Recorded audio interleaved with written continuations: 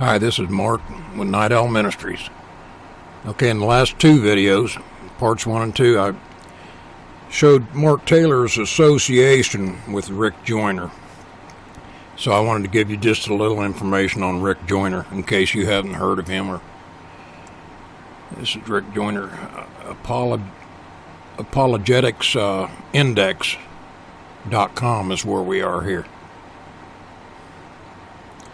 Viewed by many as a modern-day prophet or apostle, Rick Joyner of Morning Star Ministries is a false prophet with an ongoing track record of aberrant, unorthodox, and otherwise unsound teachings. His claims of receiving prophetic revelations should be rejected. Rick Joyner, Morning Star Ministries, Heritage International Ministries. Okay, and this page covers Rick Joyner, neither a true prophet nor an apostle, false prophet, prophets, apostles, super apostles. Rick Joyner discourages discernment and supporter of aberrant, unorthodox, and heretical teachings. The final quest and the conclusion. Okay, Rick Joyner heads Morning Star Ministries together with his wife Julie Joyner. He also founded Heritage International Ministries, which operates the Heritage International Ministries Conference Retreat Center at the city of the former PTL Club of Jim and Tammy Baker fame, purchased in 2004. Joyner is the senior pastor of Morning Star Fellowship Church, which meets in the local lobby of the hotel at Heritage.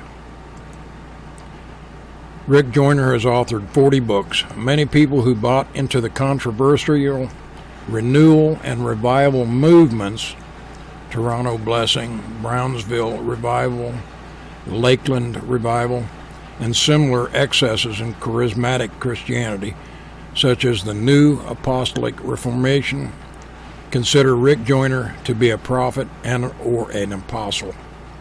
We consider that evidence of an astounding, worrisome lack of discernment. Others, including Christian apologists, rightly consider Joyner to be one of the most unsound and dangerous teachers around. His error-filled, unorthodox teachings include, but are not limited to, kingdom now, or dominionism, I guess that would actually be theology, extra-biblical revelation, and the denial of the bodily resurrection of Jesus Christ.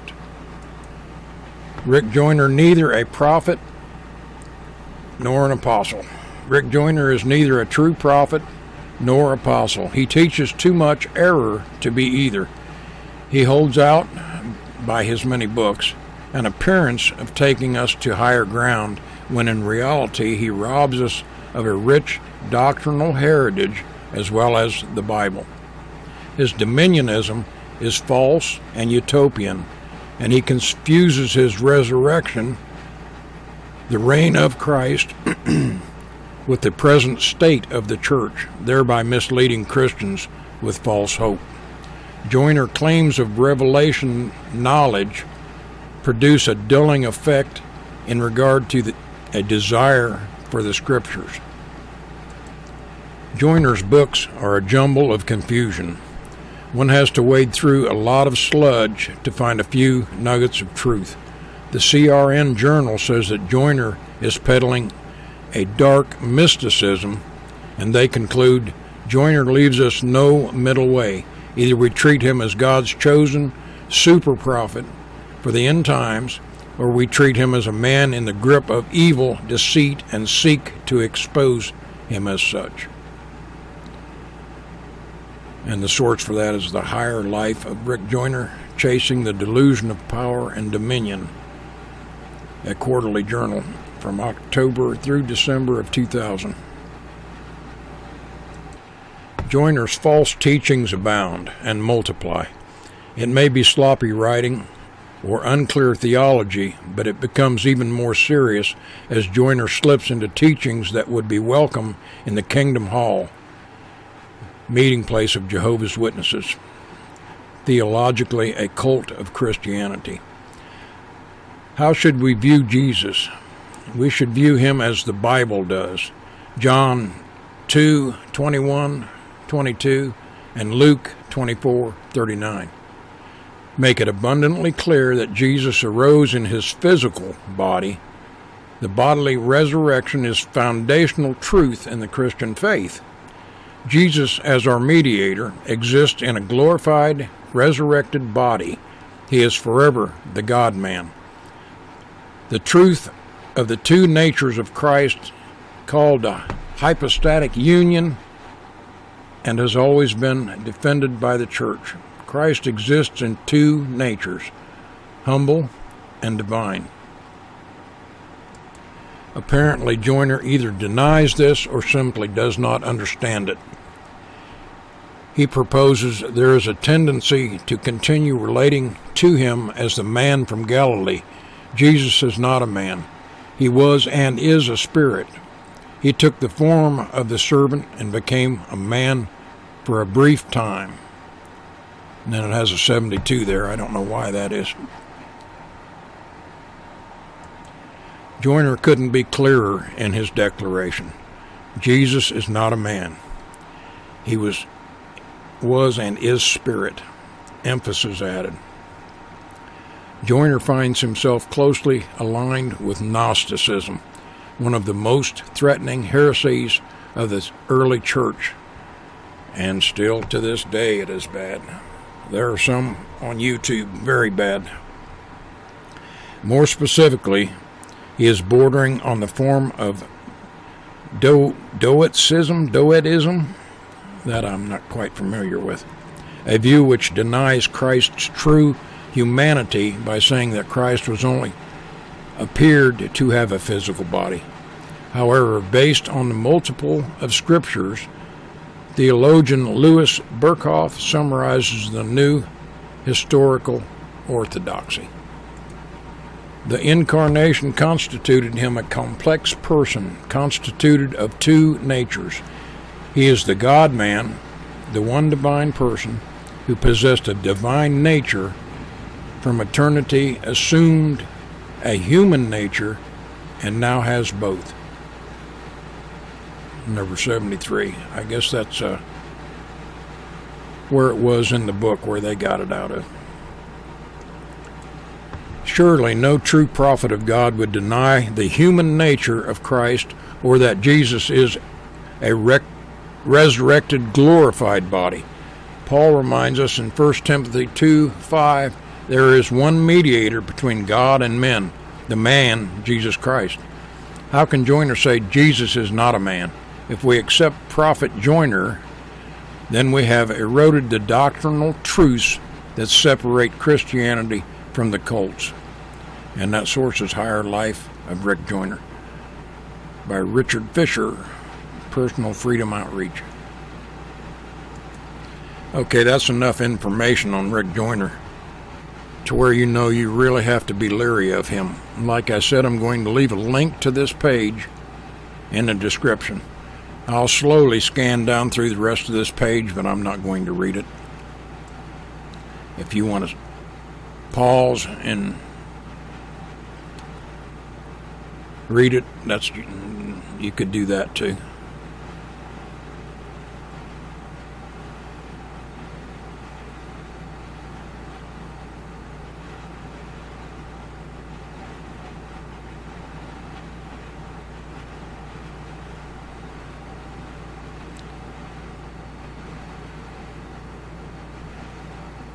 And like I said, this is from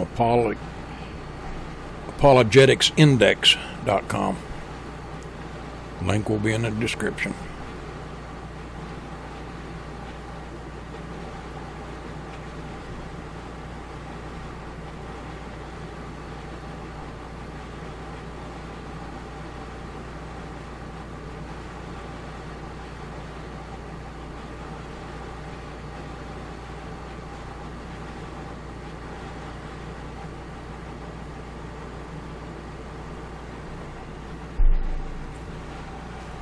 when you go and read these articles, they also have a lot of comments underneath them, which are always kind of interesting too.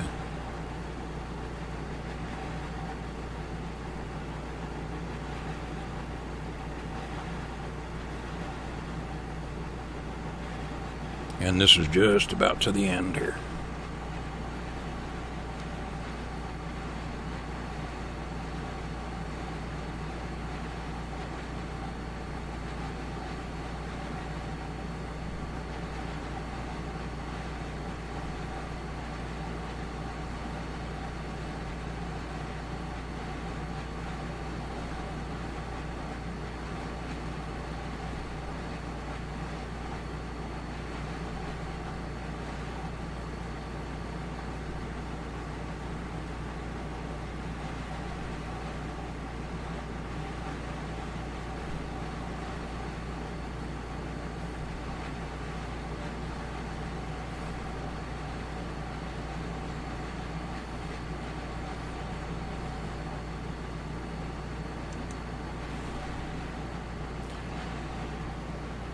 Okay.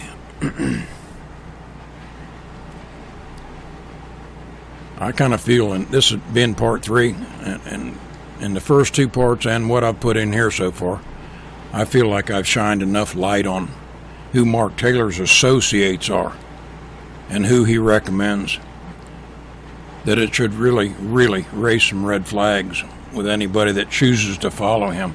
The reason I did this expose on Mark Taylor is because I've been watching a lot of YouTube channels where people have raised him to a status of an idol, him and Trump both, and that's very troubling to me. Christians should know better. These 2 people, both of them, are just men. That's all they are, and the truth is they're part of the problem, not part of the solution. We have to be very aware of that. We have to focus our attentions on Jesus Christ crucified, and that's it. We can't be getting drug in every direction by these false teachers or people that we think have come to Christ, like Trump. You know, whether he has or not, he's not necessarily acting in Jesus' best interest. He's done some things since he's been in that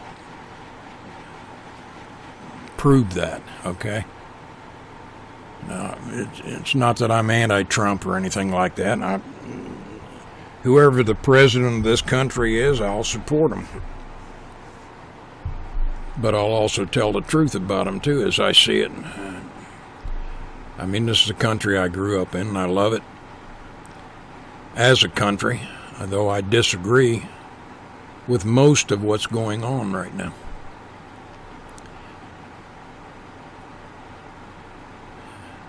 I look forward to the day when I'm in God's kingdom. That's where my home is. I'm just a sojourner here, just a visitor. Okay, I just wanted to add this little tidbit in here. You might enjoy this. About the Jewish calendar's 240 missing years. This is something that's been widely known for a long time. I mean, this article right here is just an excerpt, and I went back and tried to find the original article, which was from 2005, and it's no longer available. So I do have this little excerpt from it, and I'll let you read that. But the reason for this, I want you to hear what Mark Taylor says right at the end of this short little video. You're going to talk about the book of Revelation? Yeah, one of the things the Lord's been showing me, because this is the other thing with the doom and gloom messages that are out there right now, is that the Lord has been showing me the book of Revelations is becoming a stumbling block to people. And what do I mean by that? Because I know I'm going to get gigged on this. No matter what I say, somebody's going to take it, twist it, and turn it. But the book of Revelations he's showing me is becoming a stumbling block because people are so, it's almost like they're obsessed with the book of Revelations right now. It's like they're obsessed with trying to figure out. It's like they want to be the person, the one person that figures out the day and the hour that the Lord comes back. And the fact of the matter is, no man's going to know the time, not even the Lord himself. You know, only God knows.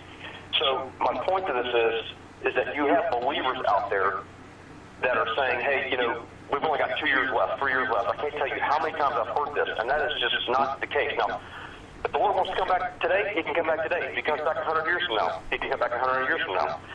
But if you're a believer, to me personally, I don't focus on that. I am very mission-oriented.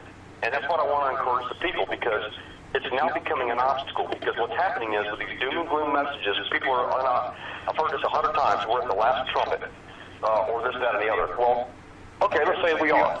Well, the Bible also says that 1,000 years is of a day to God.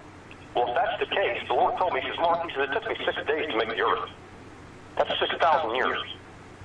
So we're in the year 5777 on the Hebrew calendar. So we're 5 3/4 days into that week, which now leaves us 223 years to the 6,000 year mark.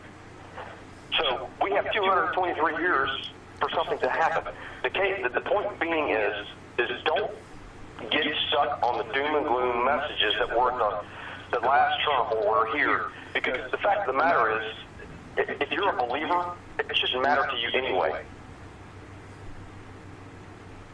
Okay. just for the record, he said there that it took the Lord 6,000 years to build the earth. Okay, you heard him say that. I don't agree with that. I believe in 6 literal days. But yes, the scriptures do say a day is as 1,000 years to the Lord. Okay, and I agree with that. It does say that. But I don't agree with how he applied it there. I believe 6 literal days of creation, not 6,000 years. I believe from Adam to his return is going to be roughly 6,000 years, based on that. And I do agree at that, okay? But that's not what he said. But that's not why I brought this up anyway. What I was really looking at here is he said we had 223 years left until we get to the 6,000 year. I don't agree with that. Okay, you see right here, 240 years, missing years in the Jewish calendar. Okay, like I said, there was that article from J.R. Church back from 2005, and if you want to research it, maybe you can find that again. You know, I'm not going to go through all that. And then also here in the book, Judaism in the First Century Christian Era by George Foot Moore, he indicates that when the Jews determined the year since the creation of the world, they did not count periods of time when they were in Babylon under certain Babylonian kings. Okay, when they were in captivity, I don't remember exactly what it was. There was like 12 or 16 different kings that reigned while they were there. I don't remember the exact number, but they only counted, I think, 4 of them. And that is expected to be what threw the calendar off by the 240 years. Some people say it's 233 year that it's off. But there you have it. There's 2 little things just in that statement of Mark's that I disagree with. I don't think it's healthy that he tell people that we have 223 years left. That's going to make a lot of people just say, oh, well, don't worry about how I'm acting today then. I'll just wait until I get 90, then I'll repent and die. You know, that's dangerous. You know, I think as a born-again Christian, I think most people know that we're right there at the 6,000 year area, give or take. Now, nobody knows what the exact dating is. The Christian calendar is expected to be off 4 years. Okay, so, and we're at 2017. That's to go back to Christ, okay? And then you had a 4,000 year history before that, and that's suspected to be off by 240 years. So who knows, you know? Nobody knows. Everybody has their theories, but nobody actually knows. And one thing we can go by is what Jesus said, when all these things come to pass, then you'll know I'm at the door.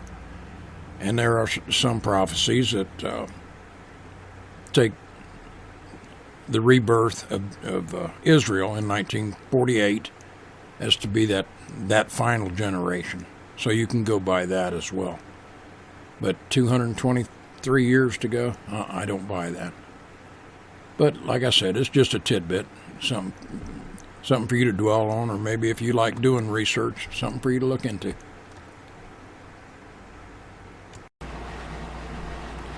From Right Wing Watch, the Trump prophecies, Mark Taylor's demon-filled predictions for the U.S. by Sophia Riddle.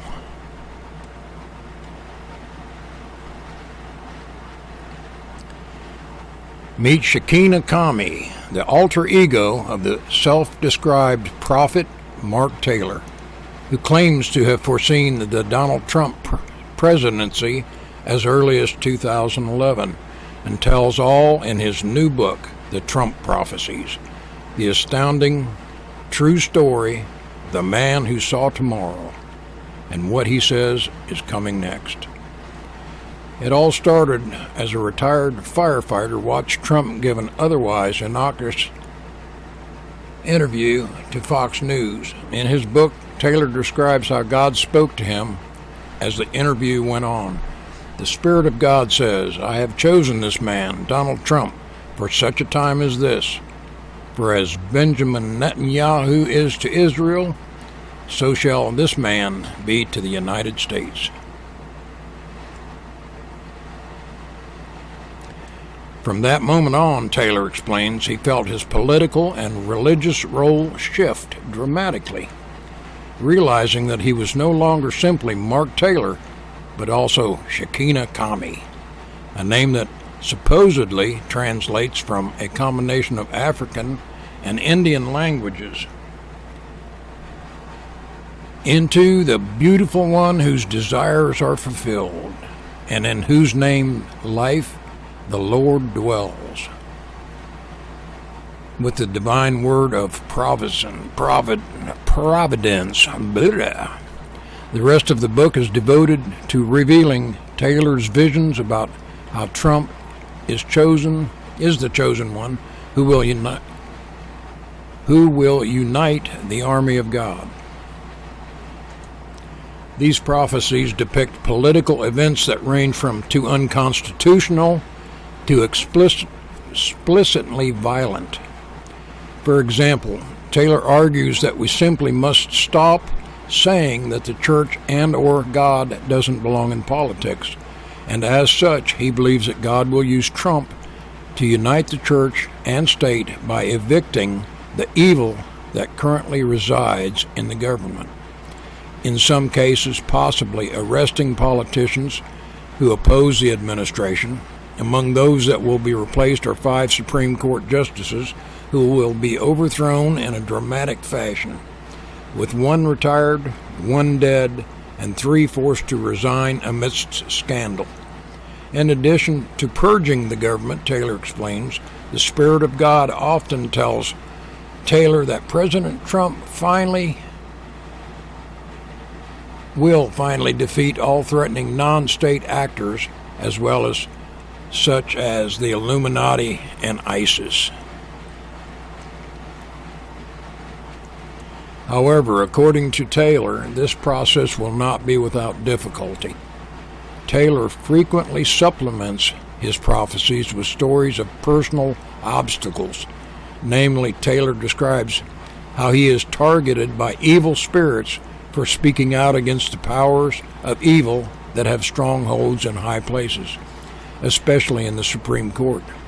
In some instances, Taylor uses self-aggrandizing superhero tropes to depict his battle with demonic and powerful spirits who try to undermine his mission to expose them. Taylor boasts about how he has called upon the physical self-defense strategies that he learned to rely on as a fireman in order to reach out and attack the powerful and demonic spirits that torment him at night. The demonic adversary that Taylor endures only strengthens his resolve to help Trump unite a Christian army. In fact, his individual encounters with evil seem to enhance the violent war imagery Taylor uses to describe how the Christian army should oust political opposition. Excerpt from his book, I guess this is. The Spirit of God says, America, get ready, for I am choosing from the top of the cream, for I am putting together America's dream team, from the President and his administration to the judges and Congress, to ease America's frustrations. The Spirit of God says, rise up, my army, and get into the fight. Rise up, stomp the enemy's head with bliss. Send the enemy back to hell and into the abyss. And I'll leave a link and let you read the rest of this. This is from Right Wing Watch.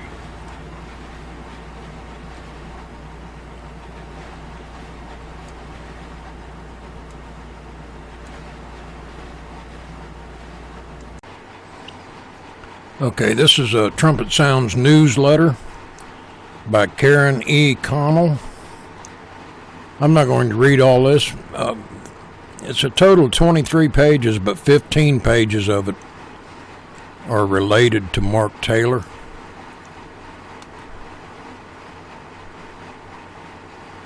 I'm going to leave a link in the description. It has to be downloaded as a PDF. She did post the wrong picture of him there. That's a different Mark Taylor, but she's talking about the right one. But you really should download this. This is actually very good. It's got a lot of good information in it.